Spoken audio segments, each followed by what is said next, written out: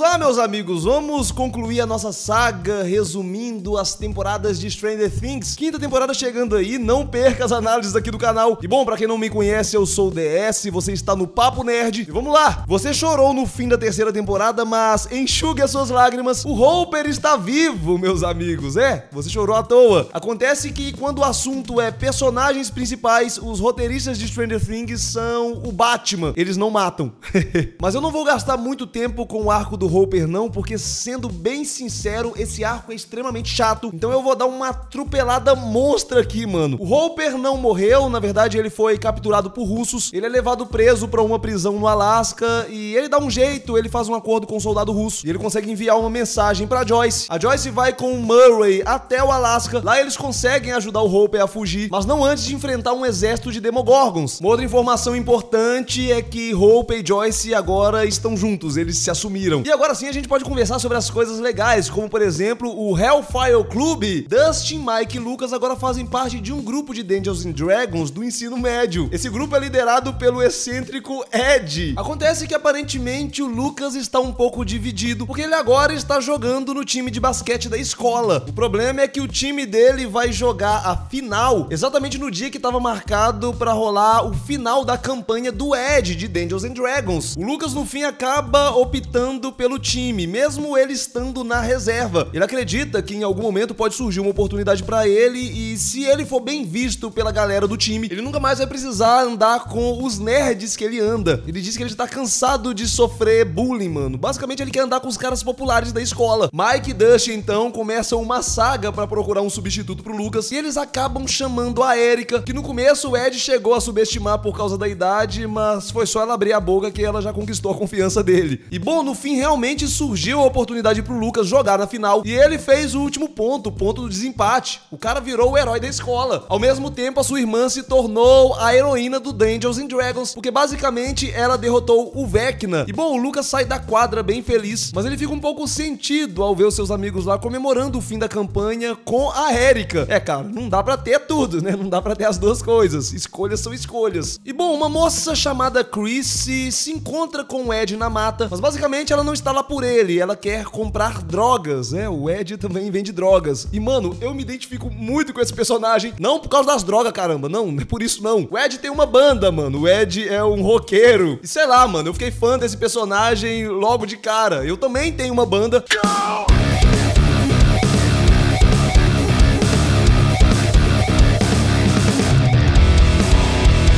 Enfim, cara, eu me identifiquei muito com esse personagem. Mas bom, tem alguma coisa muito estranha nessa história, porque a Chrissy também não é o tipo de pessoa que procura por esse tipo de substância. Acontece que ela está tendo algumas alucinações. Ela está sendo aterrorizada, ouvindo tic-tacs de relógio, ouvindo a mãe dela falar alguma coisa com ela sobre apertar um vestido. Ela vê um relógio também, muitas aranhas, e ela vai até a casa do Ed, mas quando o Ed percebe, ela está lá estática com os olhos brancos. Nesse momento, ela está sendo aterrorizada dentro da própria mente por uma criatura chamada Vecna. E aí o Ed presencia ela sendo brutalmente morta na frente dele sem aparentemente nada estar acontecendo. Ela simplesmente levita, os ossos dela começam a se quebrar. No fim a mandíbula dela quebra também, os olhos são furados e o Ed fica aterrorizado com essa cena, claro. Mas enfim, o problema de tudo isso é que essa moça morreu brutalmente na casa do Ed e ele era o único presente no momento. Claro, a polícia começa a suspeitar dele, não tem outra possibilidade, e ele se vê obrigado a fugir. O Dustin e a Max vão procurar pelo Ed. O Ed mora em frente à casa da Max, e a Max acabou presenciando o Ed fugindo. Ela também viu as luzes piscando e ela suspeita que tem algo estranho acontecendo. Eles vão até a Robin e o Steve, eles conseguem encontrar o Ed, eles vão até a casa onde o Ed está escondido. E mano, o Ed tá muito traumatizado, ele nem quer falar sobre o que aconteceu, até porque ele acredita que ninguém vai acreditar nele. Mal sabe ele que essa galerinha já viu as suas bizarrices, mas nada se compara ao que está acontecendo agora. E quem aparentemente não tá muito surpreso com o que está acontecendo em Hawkins é o Dr. Owens. Ele sabe exatamente o que está acontecendo e exatamente por isso ele pede ajuda pra Eleven. Ele diz que tem um mal que ele já conhece, um mal muito antigo voltando a Hawkins, e a Eleven já venceu esse mal antes. Ele também diz que existe uma forma de trazer os poderes dela de volta e essa é a única forma deles vencerem. O problema é que o Owens não tem a aprovação do governo não, muito pelo contrário. O governo acredita que a Eleven está causando essas mortes lá em Hawkins. Mas bom, ela aceita ajudar. O Owens manda alguns agentes pra proteger a família dela. Lembrando que ela não mora mais em Hawkins, a Eleven foi embora com os Byers pra uma cidade chamada Lenora Hills. E o Mike estava lá na casa dela. O Mike tinha ido lá pra visitar ela e infelizmente eles acabaram nem ficando juntos. Pra piorar a situação, Mike, Will e Jonathan precisaram fugir, porque os agentes do governo chegaram ali pra tentar descobrir onde a Eleven está. E eles conseguem fugir em uma van de pizza de um amigo do Jonathan, o Argyle. O Argyle é um noiado, na verdade ele e o Jonathan são muito amantes das ervas. Mano, o Jonathan nessa temporada tá bem good vibe, bem diferente do Jonathan que a gente conhece. Mas enfim, eles conseguem escapar ali e um dos agentes do Owens foge com eles. Infelizmente, esse agente foi ferido e ele acaba morrendo no caminho. Mas antes de morrer, ele revelou que eles deveriam ligar pra Nina. Investigando, eles descobrem que essa Nina é possivelmente um supercomputador. E então eles decidem viajar até Utah pra pedir ajuda pra Suzy, a namorada do Dustin. Afinal, ela é uma hacker. No caminho, a gente descobre que o Will aparentemente está sofrendo muito porque ele está apaixonado pelo Mike e o Jonathan aparentemente é a única pessoa que percebeu isso. E bom, chegando na casa da Suzy, a Suzy de fato consegue decifrar a informação e ela descobre a localização da Eleven. Bom, enquanto isso lá em Hawks, o Vecna faz a sua segunda vítima. A Nancy agora está trabalhando no jornal da escola e ela estava investigando esse caso com um amigo, o Fred. Ela conversa com o tio do Ed e o tio do Ed acredita na inocência do sobrinho, até porque a Chrissy morreu de uma maneira muito semelhante a um caso de 27 anos atrás. Ossos quebrados, os olhos vazados, o caso era muito parecido. O autor do crime era um camarada chamado Victor Creel. Ele acredita que o Victor provavelmente fugiu e ele voltou a matar pessoas. E bom, enquanto a Nancy está lá investigando, o Fred começa a ver coisas bizarras, começa a ver relógios, começa a ouvir o tic-tac. Ele começa a ver também uma lembrança dele onde aparentemente ele causou a morte de alguém. Aparentemente o Vecna se alimenta de traumas. E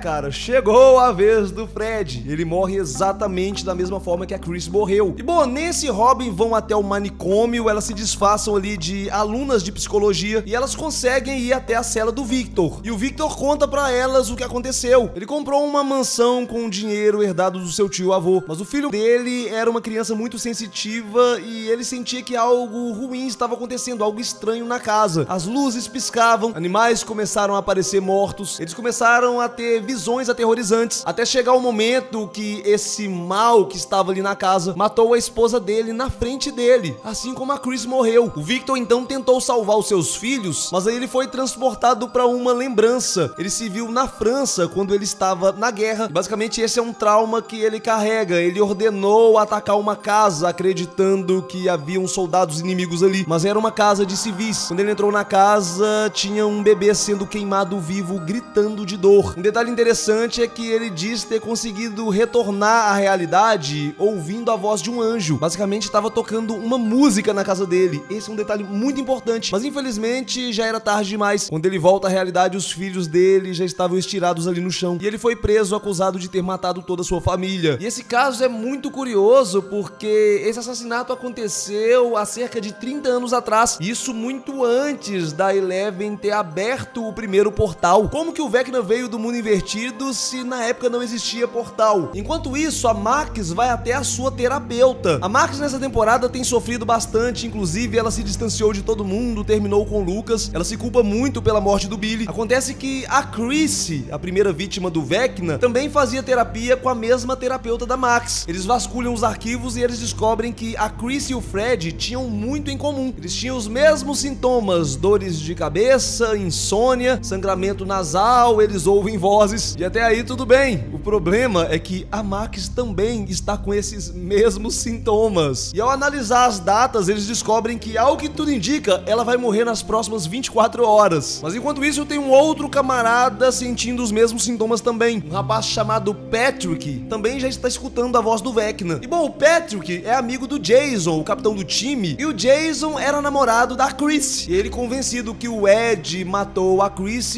cara, ele está revoltado, ele está caçando o Ed. E ele acredita, inclusive, que o Hellfire Club se trata de uma seita satânica. E lembrando que o Lucas faz parte dessa galera. E bom, seguindo em sua caçada, o Jason acaba descobrindo que o Ed provavelmente está com o Dustin. E se até aqui o Lucas estava dividido, agora ele precisava escolher um um lado. Ele então faz o Jason seguir por uma pista falsa, abandonam eles lá numa casa isolada, vai até o Dustin e conta tudo o que está acontecendo. Mal sabe ele que o Jason nesse momento era o menor dos problemas, porque chegou a vez da Max. Ela entra no transe e ela vê o irmão dizendo pra ela que ela queria ver ele morto. Ela ficou aliviada com a morte dele e tem grande chance disso ser verdade, porque de fato ele aterrorizava ela. E bom, os amigos entram em contato com a Nancy e a Nancy revela o que eles descobriram sobre quanto a música é importante em terapias, porque a música acessa uma parte do cérebro que as palavras não acessam. E aí eles colocam nos ouvidos da Max a música favorita dela e ela consegue fugir, ela consegue voltar para a realidade dessa forma, evitando a sua morte. Batman, o roteirista, ataca novamente. E bom, cara, a Max esteve dentro da mente do Vecna, ela decide desenhar o que ela viu. A Nancy descobre que esses desenhos são um quebra-cabeça e juntando as peças se trata de uma mansão, a mesma mansão do Victor Creel. Eles vão até a mansão e eles começam a identificar os sinais, as aranhas, o relógio, e eles começam a ver as luzes piscando também, mesmo sem eletricidade. E basicamente essas luzes na verdade são o Vecna lá no mundo invertido. Nesse momento ele está ali, ele vai até o sótão, porque esse é o lugar que ele precisa se conectar toda vez que ele ataca alguém na realidade, no mundo real. E dessa vez ele está ali para atacar o Patrick. Chegou a vez do Patrick. E bom, nesse momento o Patrick está junto com o Jason atrás do Ed. Eles conseguem encontrar o Ed, eles vão até a casa onde o Ed está escondido. Quando Jason e Patrick nadam até o Ed, o Patrick levita e morre ali na frente do Jason. E o Jason agora tem certeza absoluta que o Ed é líder de uma seita satânica e ele consegue convencer praticamente toda a cidade disso, mano. E bom, a Nancy e o pessoal conseguem se encontrar com o Ed na floresta, só que foi um pouco difícil encontrar ele porque aparentemente a bússola não está apontando para onde deveria.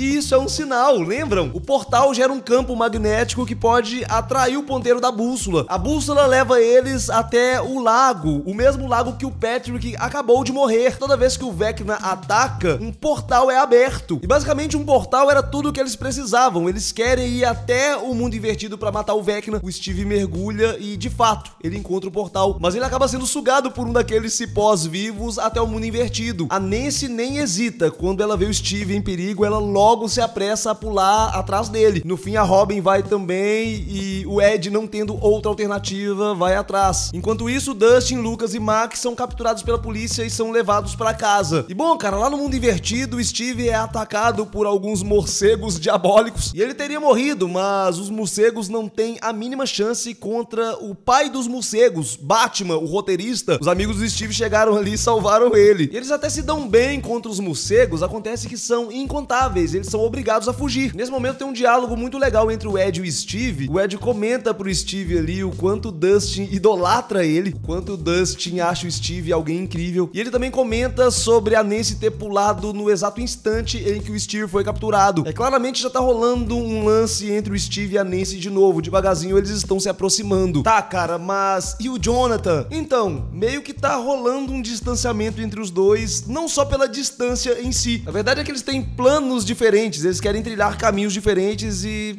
tá rolando esse esfriamento entre eles. E a Nancy ao longo da temporada vai demonstrando estar interessada no Steve novamente. O Steve a gente sabe, ele nunca deixou de gostar da Nancy. E mesmo sem o Ed saber o que rolou entre os dois, ele incentiva o Steve a reconquistá-la. E bom, cara, tudo que existe no mundo real existe no mundo invertido. Eles têm a ideia de ir até a casa da Nancy e pegar umas armas que ela tem escondida. Acontece que chegando lá, eles descobrem que o mundo invertido não é um espelho exato da realidade, pelo menos não em tempo real. O mundo invertido é uma cópia de 1983. Eles estão em 86. 83 foi justamente o dia que o Will foi levado pro mundo invertido. Foi quando essa realidade foi criada. E esse assunto ainda é um mistério, mas tudo será explicado na quinta temporada. E bom, nesse momento, Dustin e Max estão também na casa da Nancy. E eles até conseguem se comunicar pelas luzes. E eles combinam de todo mundo ir pra casa do Ed, porque possivelmente tem um portal lá muito mais acessível. Lucas, Dustin, Max e Erika conseguem fugir. Eles se encontram lá no trailer e essa cena é muito legal. Eles conseguem deixar um lençol flutuando ali porque a gravidade é invertida. E todos eles conseguem voltar para a realidade, menos a Nancy. Quando a Nancy está fazendo a passagem, ela se vê em um outro lugar. Na verdade, ela nem chegou a passar, ela está em transe, ela está dentro da mente do Vecna. O Vecna diz que sabe que ela foi procurar por ele e ele decide contar toda a sua história, revelar quem de fato ele é. Mas antes da gente comentar sobre isso, a gente tem que falar sobre a Eleven, porque as histórias vão se conectar. O Owens levou a Eleven até uma base secreta no deserto com a promessa de trazer os poderes dela de volta. O que ele não contou pra ela é que isso só seria possível com a ajuda do Brenner. Claro, a Eleven a princípio resistiu, mas não tem outro jeito. O Brenner é o cara que sabe trazer as habilidades dela de volta. Então ela acaba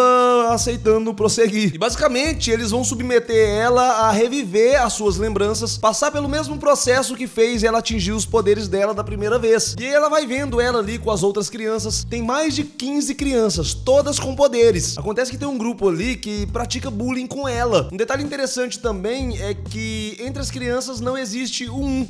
As crianças começam a partir do 2. E o 2 aparentemente é o mais forte deles. Pelo menos era o que ele achava. Tem um camarada chamado Henry, que é como se fosse um ajudante do Brenner. E ele fica envenenando a Eleven. Ele fica estimulando ela a usar os seus poderes, se concentrando sempre em lembranças tristes que causam revolta a ela. E ele também fica o tempo inteiro colocando a Eleven contra o Brenner, falando que ele mentiu pra ela, que ele está planejando o mal pra ela. E bom, de fato, se concentrar em lembranças traumáticas fez a Eleven derrotar o 2 em um duelo. Isso acabou piorando a situação dela, porque o 2 prometeu matá-la. E bom, o Henry faz a cabeça da Eleven até convencer ela de fugir. E quando ela chama o Henry pra fugir com ela, ele diz que não pode, porque tem um rastreador na nuca dele. Mas aí ela tira, ela consegue remover esse rastreador. Mal sabia ela que esse rastreador, na verdade, era um inibidor. E é justamente nesse momento que é revelado que o Henry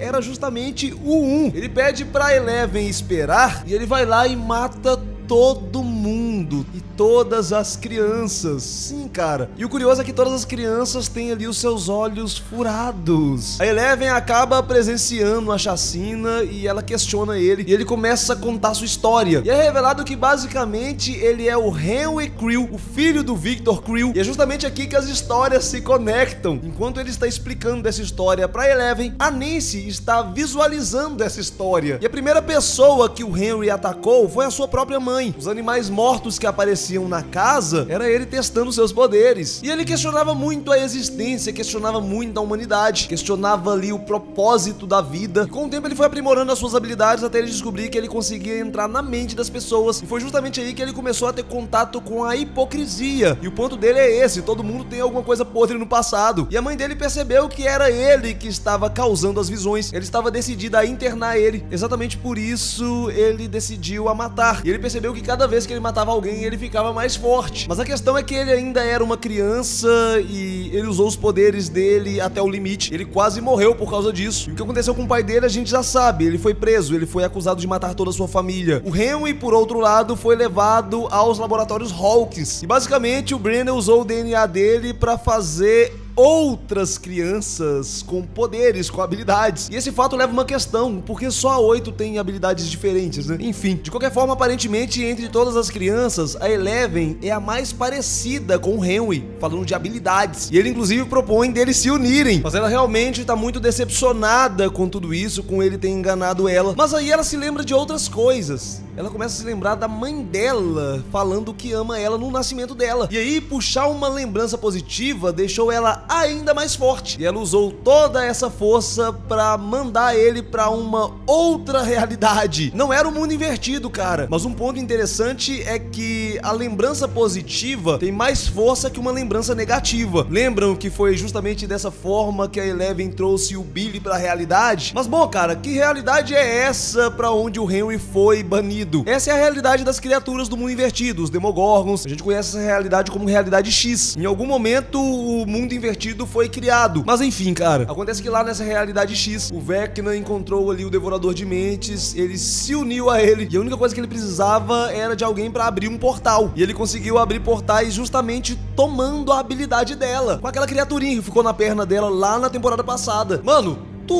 tudo que a gente viu ao longo de toda a série era o Vecna o tempo inteiro, desde o início. Era tudo o Vecna. Todas as criaturas do mundo invertido são o Vecna, são uma extensão dele. E bom, cara, depois de tudo isso, os poderes da Eleven voltam. E o Brenner revela pra ela ali que a cada morte, o Henry consegue enfraquecer mais as barreiras entre as realidades. É o que ele quer. A Nancy também conta tudo que ela viu pros amigos e ela comenta sobre 4 badaladas que ela escuta. Eles entendem que cada badalada representa uma morte. Com apenas mais uma morte, ele vai conseguir o que ele pretende. O problema é que a gente não sabe quem e quando ele vai matar. E aí a Max oferece pra ser uma isca. Até então ela tá esquivando da morte ouvindo Kate Bush. E bom, nós temos um problema. A Eleven não pode ajudar. Ela não está forte o suficiente pra derrotar o Henry. Mas o tempo acabou. Os agentes do governo encontram o local. Claro, eles não conseguem capturar a Eleven, mas o Brenner acaba morto. O Owens foi capturado. Mas nesse momento o Jonathan consegue chegar ali com o pessoal num carro de pizza. E a Eleven consegue fugir com eles. E bom, a Eleven vai ter que ajudar à distância mesmo. Não dá pra chegar em Hawks, tá muito longe. Então eles conseguem improvisar ali um tanque de privação sensorial. E tudo que ela tiver de fazer, mano, ela vai fazer à distância. Enquanto isso, o pessoal tá se preparando pra entrar no mundo invertido pra atacar o Vecna. Erika, Lucas e Marques estão lá na mansão do Vecna, no mundo real, enquanto Nancy, Steve, Robin, Dusty e Ed estão lá no mundo invertido. E eles vão se comunicar através de luzes. Quando o Vecna estiver atacando a Max, ele vai estar vulnerável no mundo invertido. E aí eles vão matar ele fisicamente, lá no mundo invertido. E o Vecna entra na cabeça dela, mano. Ela entra em transe. É hora do ataque, mas não dá pra passar pelos morcegos. A mansão é rodeada de morcegos. E exatamente por isso, Dustin e o Ed vão ficar por conta da distração. A ideia que eles tiveram pra distrair é fazer um show de rock pra atrair a atenção de todos os morcegos. O Ed pega ali a sua guitarra do mundo invertido, ele sobe no seu trailer e toca Master of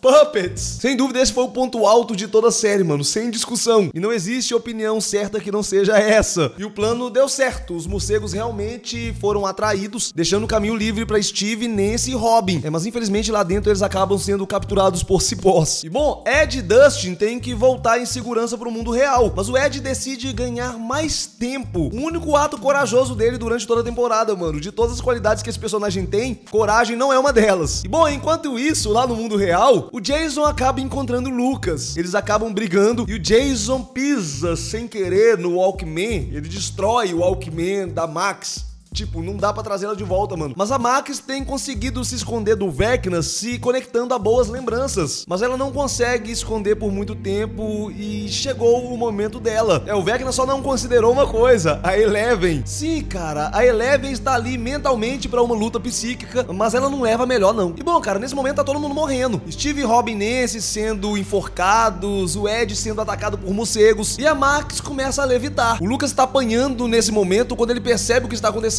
ele consegue se recuperar e nocautear o Jason, mas é tarde demais. O Vecna começa a quebrar os ossos dela ali, mano. Os olhos dela começam a sangrar. A Eleven também foi inutilizada, mas o Mike continua falando ali no ouvido dela que ama muito ela.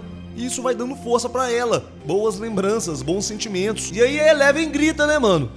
É o grito da Eleven. O grito da Eleven resolve tudo. E além do mais, nesse momento, o Hope e a Joyce também estão queimando criaturas lá no Alasca. Eles conseguiram entrar em contato com alguém da equipe do Owens e eles sabiam que a Eleven ia precisar disso durante a noite. E tudo isso acabou interrompendo a morte da Max. Mas o Ed... Mano, o Ed morre. Pô, sacanagem, o Batman falhou, cara, logo na vez do Ed. Nesse momento, Steve, Robin e Nancy também conseguem se libertar. E eles próprios também atacam o Vecna. Eles começam a incendiar o Vecna ali. O Vecna cai lá fora, mas quando eles chegam lá fora, ele já desapareceu. E bom... apesar da Max ter sobrevivido, ela acabou morrendo logo em seguida. Ela acorda ali muito confusa, sem conseguir enxergar, e ela morre. E aí algumas rachaduras começam a surgir em Hawkins. Afinal, o Vecna conseguiu, mano. Eram as 4 mortes que ele precisava. E o Jason acaba morrendo também, porque ele estava desmaiado justamente onde uma das rachaduras começou a se abrir. E o cara morreu acreditando que tudo se tratava de um ritual satânico. Mas assim, tem um caso interessante sobre a Max. A Eleven diz pra ela ali, mentalmente, que não, ela não vai morrer naquele momento. E de fato ela não morre, ela fica em coma.